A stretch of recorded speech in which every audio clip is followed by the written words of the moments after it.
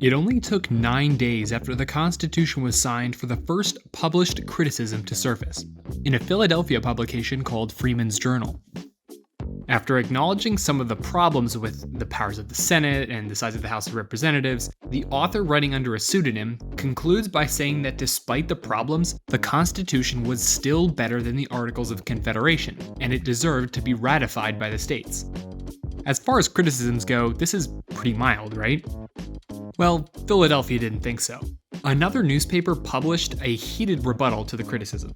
He called the critic an anti-federalist, and maybe if he revealed himself, he should be tarred and feathered. Now, I'm aware Philly has a certain reputation, but even this was extreme. Both of the authors agreed that the Constitution should be ratified, so where was the disconnect? Supporters of the Constitution were dismayed to see that not everybody was as excited about the Constitution as they were. Some were saying that it shouldn't be ratified until certain amendments were added. Federalists were convinced that these amendments would make the Constitution weaker, or worse, cause disagreements among the states and cause ratification to fail altogether. Their solution was to silence any judgment on the Constitution that wasn't glowing praise, and at first it worked. Newspapers that published pieces critical of the Constitution, or even a mix of pro- and anti-Constitution content, received threats that their readers would cancel their subscriptions if they kept receiving opinions that did not outright support ratification.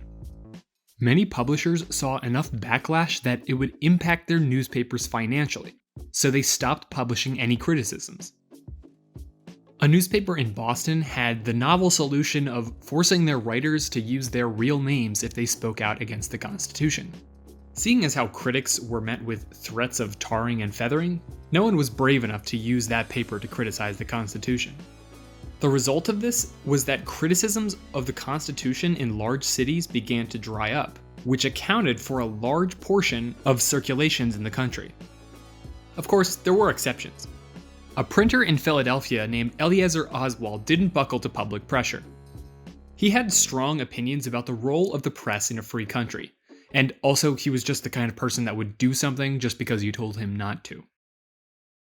His paper published the address of the seceding assemblyman, an account of how Federalists in Pennsylvania had kidnapped and assaulted the opposition, plus some criticisms about the Constitution. On the 4th, he published a piece written by Sentinel, who not only called the Constitution fundamentally flawed, but went further, calling out Ben Franklin and George Washington for supporting it. These were probably two of the most famous men in the country. Calling them out was really shocking to a lot of people. Both of these essays were reprinted across state lines several times, reaching more and more audiences. The Federalists, despite controlling most of the press, were still falling behind. In New York, the author Cato began writing a series of essays published in the New York Journal that also began to circulate throughout the states. Cato was most likely none other than the governor of New York himself, George Clinton. His state had been thriving under the Articles of Confederation, and rocking the boat now seemed like a pretty stupid move. He and his supporters were turning upstate New York into one of the strongest areas of opposition to the Constitution outside of Rhode Island. These criticisms demanded an answer. On October 6th, James Wilson, who was a Pennsylvania delegate to the Federal Convention, spoke to a crowd in the courtyard outside Independence Hall. Wilson organized his speech as a list, where he took the most common criticisms and gave a rebuttal item by item. It was like an FAQ for the Federalists' positions on the Constitution. His points became go-to defenses for Federalists, so I'm going to go through his main ideas of his speech. A lot of people said the Constitution needed a Bill of Rights. Wilson said that a federal Bill of Rights simply was unnecessary. Everything the government could do was specifically enumerated in the Constitution. Limiting freedom of the press or taking away trial by jury in civil cases were not mentioned, so the government was not permitted to do either. The Constitution was supposed to list out what powers were given to the new government. It was not supposed to be a list of every single thing that the government was and was not allowed to do. Then he pulled what historians called the old Wilson switcheroo. Okay, historians don't actually call it that, but they should. If the Constitution started to say what the government was not allowed to do, it would imply that everything that wasn't prohibited was fair game. Next, a lot of people had argued that the Constitution abolished trial by jury in civil cases. Wilson again turned the critics' own logic on its head. He said that the states had unique jury proceedings in civil cases. They had refrained from putting it in the Constitution because doing so would interfere with those unique state procedures. You're probably starting to see Wilson's pattern of arguing. Federalists were accused of wanting to take away states' rights and interfere, but really, these criticisms would just lead the people in the states to losing their rights. Then he tackled the controversy of a standing army. Pretty much every other nation had a standing army, including the Articles of Confederation, he pointed out. These armies were used to protect the people from outside threats, not terrorize them. Another common criticism he found was that the Senate held too much power, and would become aristocratic with its current powers and term lengths. Wilson said that whatever the Senate did had to be approved by either the President or the House of Representatives. This was, in his opinion, enough of a check on its power, but he didn't mention the long 6-year terms that senators would receive. One of the most fundamental arguments against the Constitution was that it would take away the powers of the states. To address this, Wilson said that the states actually played an integral role in the Constitution's form of government. The Electoral College, the election of senators, and the ratification of amendments were all left to the states. This gave them a lot of power. Finally, critics were afraid of federal direct taxation powers. Wilson said that the government had to get its revenue somehow, but he predicted that raising taxes at a federal level would be for emergencies only. And according to Wilson, these were the only major criticisms raised, and since he had addressed them all, critics should have nothing else to say. The outline of the speech was reprinted in all the Federalist newspapers in every single state, where local politicians incorporated his points into their own arguments. Wilson's roundabout logic on the Bill of Rights was attacked mercilessly by critics. There were plenty of times in the Constitution where it said that the government was prohibited from taking certain actions. Cato pointed out that if the people were the ones who were going to ratify the Constitution, then surely they should be able to propose amendments too. What was the harm? At the end of October 1787, the first of 85 essays defending the Constitution was anonymously published in the New York Independent Journal.